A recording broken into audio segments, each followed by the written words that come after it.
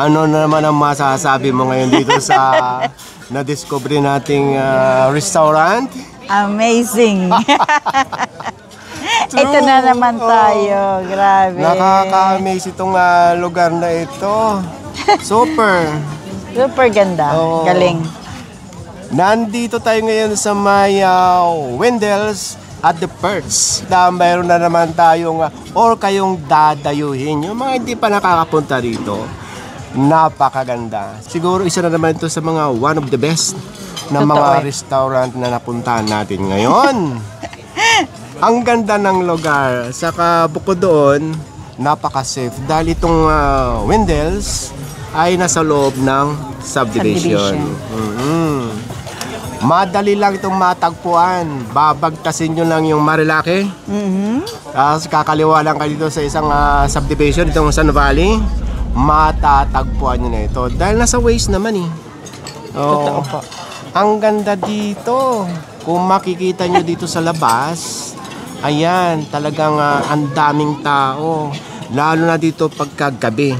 Dahil lang, yung paggabi pala, dahil nahabol dito yung sunset. Ay, ito na.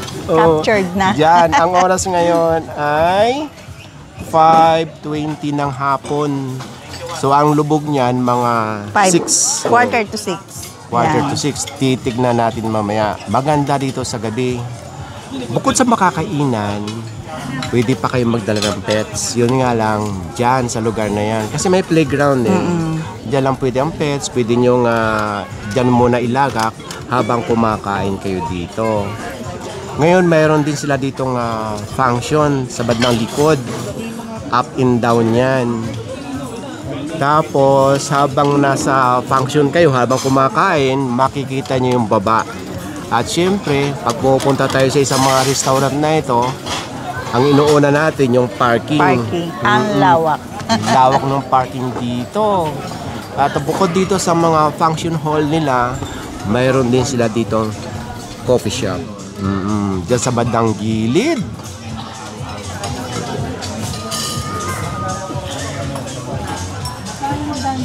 After natin sa pag-iikot dito sa labas, pasukin natin ang loob. So, ayan siya. Itong pinaka-dining hall nila. At ito ay air condition. So, sa ngayon, ang temperature ay nasa 31 ngayon. Dahil palubog pa lang ang araw, kaya open. So, tignan nyo na lang kung gaano kaganda ito at kalawak. So may mabibili rin kayong cakes dito, saka mga drinks, at kung ano-ano pa. Bago ang lahat, yung mahihilig sa walwalan. Ito, ang dami oh. Oh, ayan.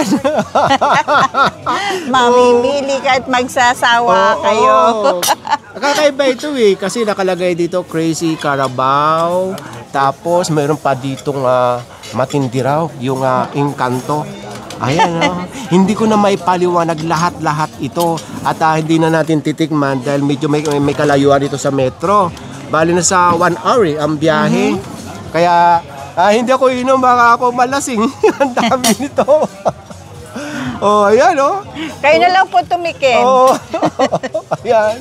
Merong tawag dito, 8% yung ayan, alcohol. yung hawak mo. Ito. Ang saya dito. Ngayon dyan lang muna yan ha. Mamaya o-order tayo ng mga ilang food dito, yung kanilang mga signature. At mayroon akong nakikita sa Kapitbahay. ibang table. Bago ang lahat, ito mga kasama natin sa Galano, kaway-kaway! Yun! Ayan! Ayan! At mayroon din sa harap. Ayan!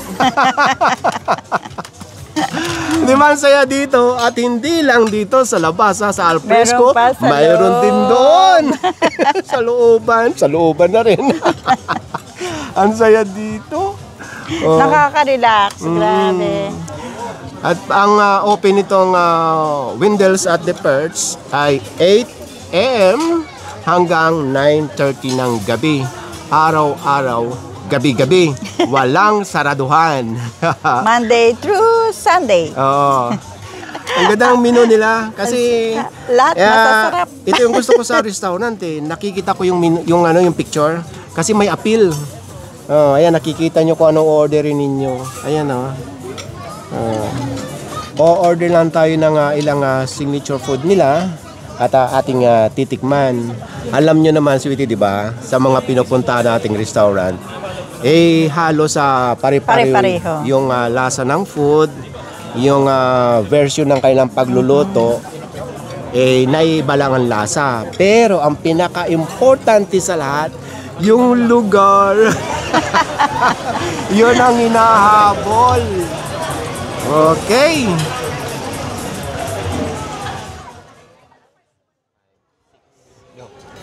Good evening. Another day, another food trip here in Antipolo, Rizal. Welcome to Wendell's at the Perch. Yes. So matatagpuan niyo po kami dito sa Sun Valley Subdivision, a very exclusive subdivision, a very beautiful place, and napakataas po. As you can see, our background is Quezon City, and then BGC, The whole Metro Manila, basically. the metro. Napakasarap ng food. Yes. So, with the food naman, with our food, lalo na yung kadsi bulalo. Yes. Kasi hindi siya madalas makita in the Metro Manila. Kasi kadsi bulalo from Iloilo. Bacolod, Iloilo, there. Kasi specialty yun ng Wendell's, the Wendell's itself. Correct. Tsaka isa sa mga, well, to name a few of our flagship menu, our chicken inasal, Inasal, whole chicken inasal, the baby back ribs, it's to die for. Yes. That's my personal favorite. Whole grilled bangus. Grilled boneless Oh my bangus. Of course, meron tayong Aklan oyster, chef. Yeah, Aklan oysters and Aklan scallops. We also serve them with cheese. Talagang, it's Yes. good for sharing, good for family, Good for the family. friends. Barkada. Barkada. Yes. And also, we serve all-day breakfast. All day breakfast. And we do our own cakes, by the way. Yeah. Napakasarap. Yes. Our cheesecake, pecan cheesecake, our chocolate moist cake. Napakarami Biscoff. pong biscoff. Cheesecake. Feeling ko, cheesecake na yung isa sa Correct. ano natin. Isa yan sa mga binabalik-balikan ng mga Binabalik-balikan. guest. Nako, I forgot to mention yung crispy pata natin, Sep. Ayun, isa pa. Good with our local Sisig. beers. Sisig, crispy pata, pinakbet, kare-kare. Yan yung mga binabalik-balikan talaga ng mga guest. I forgot kare-kare. Di ba? Solid, solid. So we also serve, perfect siya for pulutan kasi we serve local beers sa San Miguel beers, Craft also beers. craft beers, Encanto, Crazy Carabao. So we support local pa rin. Of course, Of of course. course. Tsaka yung mga coffee natin. Kaya saan ka pa? Perfect spot for family, for friends, for barkada, date, any occasion, proposal, events. We do events as well. So, napakalaki po ng area natin. May mga playground po tayo para sa mga bata. And for pets For also. pets, we're pet friendly. Meron tayong designated areas for them. And then, yes, we air condition tayo during lunchtime. And then, open air tayo kapag gabi. Kasi tingnan nyo naman yung ambience. Mafe-feel nyo yan dito pag pumunta kayo. Kaya, tara na. Punta lang kayo. Yes. So, kung maligaw kayo sa Rizal, huwag kayong mag-alala, we have 3 branches in Rizal. Yes. We have one in Antipolo here, in Tanay Bayan, Tanay Town, and one in Marilete. So, Yun yung first branch namin in Marilaki. malaki. So, it's 24 hours. So, It's Wendell's Alfresco. So, Wendell's Alfresco in Marilaki. Windlestown in Tanay proper, and our US. Latest. latest Windles baby addition to our family. It's Windles at the Perch. We also have, by the way, nakalimutan natin, Chef, yung salt and pepper.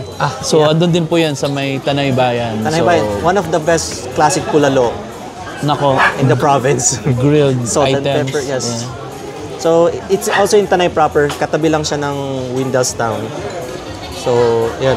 Classic bulalo naman yung sinaserve namin din instead of kansi bulalo. And nung summer, isa sa mga box office dito yung halo-halo. So again, we're inviting everyone here at Windles at the Perch. I'm Al, I'm the general manager. And I'm Elijah, the executive chef. So, See you here at Windles at the Perch. Dada ko. At least yan, hindi problema, hindi ka stress. Clearing, hindi problema clearing sa kalsada, clearing sa pagkain. Problema. Tama! Ubus ang pagkain! Ano ibig sa... Malaking problema sa clearing eh. Ano ibig sabihin pag ubos? Clear. Masarap! Masarap! Okay, bye! Bye! So ayan, habang maliwanag pa hanggang sa dumilim, ay nag-order tayo ng 5 klase ng kanilang food na ayon sa kanila ay kakaibang version ng kanilang pagluluto at kakaiba ang lasa. Ngayon, ang uunahin nating tikman, itong kanilang sinerve na special na kinilaw na tanigi. Kaya sinabi nila itong special dahil ang minarinate dito, instead na sukang vinegar, ay sukang tuba. Kasi kung halimbawa sukang vinegar ang minarinate dyan, ay pag tinikman nyo, ay halos pumapasok yung asim sa ilong. Ito namang sukang tuba na nalasahan namin ay kakaiba nga dahil mild lang ang asim at nagmix yung alat saka yung asim. At hindi pumapasok sa ilong yung tapang ng sukang tuba. At hindi nyo rin malalasahan ang langsa dahil sa mga ingredients na hinalo dito, itong kamatis, onion, saka yung luya. Ngayon, ang susunod nating titikman, itong kansi bulalo. So, iba yung bulalo na natitikman natin sa Tagaytay. Ito kakaiba dahil ito ay may asim. At kung makikita nyo dito sa soup, ay hindi naman karamihan yung mga lumulutang na mantika. Depende na lang kung kukunin nyo itong bone marrow. Grabe, ang tagal kong hindi nakatikim nito. Pero minsan-minsan lang naman ito. Siguro mga 1 taon na ako bago nakatikim nito. Tapos yung meat niya ay napaka-tender. Ang sarap kagatin at saka huling-huli mo yung lasa. Pasok na pasok yung asin, saka yung alat. Ganon na rin yung mga nilagay ng mga ingredients. Para sa akin, pagka kinompare natin yung typical na bulalo na natitikman natin, ay gusto ko itong kansi. Dahil nga may asim. Puwapasok talaga, lalo pag mainit. Naku, ang sarap higopin ito. Ang susunod nating titikman, itong kanilang chicken inasal. Tingnan nyo, malamang paborito nyo rin itong mga part na ito. 4 na piraso ito eh. Thigh part saka yung wing part na gustong-gusto ni Sweetie. At tama po talaga dahil kakaiba ang lasa nito dahil maasim-asim bukod dun sa typical na natitikman nating chicken inasal. Okay talaga yung twist ng pagluluto nila rito. Dahil sabi ko nga, first time namin makatikim ng ganitong lasa. Nagmix yung alat ng salt or ng toyo sa asim na pinahid dito. Naku, orderin nyo ito. Makakatikim din kayo ng kakaibang lasa ng chicken inasal. Ang susunod naman nating titikman, itong kanilang special na baby back ribs. Naku, kung titignan nyo naman, ang laki. At saka pagka hinihiwa ito, kung titignan nyo, medyo matigas, pero kung kakagatin nyo, talagang napaka-tender. Hiwalay ka agad sa buto.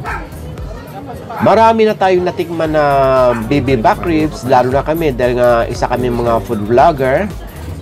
Ang nagdadala lang talaga dito ay yung mga pinapahid ng mga sauce. Ito ay lasang barbecue. malamang barbecue sauce ang ginamit dito. Ang susunod naman nating titikman, itong kanilang garlic oyster. Itong kanilang garlic oyster ay napaka-creamy. Dahil ang kanilang pamamaraan ng pagluto dito ay mild lang, hindi masyadong malakas ang apoy. Kaya pagka tinikman ninyo, ay napaka-juicy. At yung mga ingredients na mga nilagay dito, bukod sa primary ingredients, itong cheese, ay nako, tikman nyo mga kabayan. Malamang nakakatikim na rin kayo ng garlic oyster, ay kakaiba ang lasa nito. So, kung mahilig kayo, orderin nyo ito. Pero nakaapat lang ako dito. Baka ako mabigla dahil matagal-tagal na rin ako hindi nakakatikim nito. Pero napakalinamnam. Isa ito sa mga orderin nyo kung mahilig kayo sa oyster. So, okay, nakita nyo naman kung gaano kaaliwalas, kaganda, overlooking. Halos andito na lahat eh. Pag nakarating kayo dito, para kayong nasa ibang bansa. Okay, dayuhin nyo na ito.